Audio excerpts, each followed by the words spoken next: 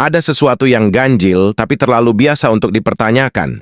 Anak mirip orang tuanya, kita menyebutnya keturunan, genetika, DNA, lalu berhenti berpikir. Padahal kalau diperhatikan lebih lama, kejanggalannya mulai bocor. Di tempat lain, di kota lain, bahkan di negara lain, selalu ada seseorang yang anehnya mirip. Mirip bapak orang, mirip anak orang, mirip wajah yang harusnya hanya milik satu garis keluarga. Tanpa hubungan darah, tanpa cerita sejarah, tanpa alasan yang rapi.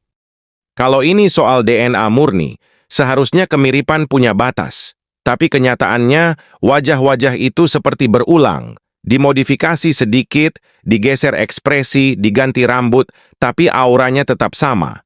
Seolah ada stok wajah yang dipakai ulang.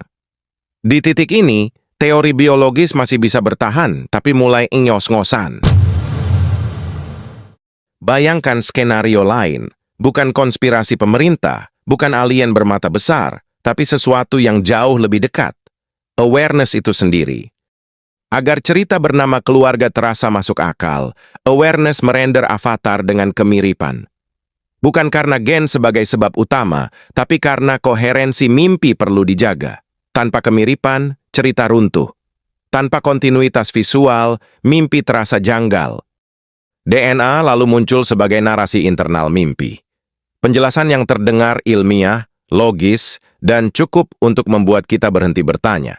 Padahal DNA itu bukan sumber, tapi subtitle.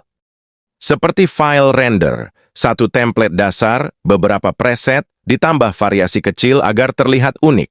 Hasilnya cukup konsisten agar dunia terasa nyata.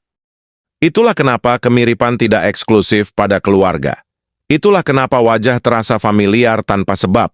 Itulah kenapa ada momen ketika kita menatap orang asing dan berpikir, "Gua pernah lihat wajah ini, tapi bukan di sini." Bukan karena masa lalu, bukan karena reinkarnasi, tapi karena aset yang sama sedang dipakai ulang.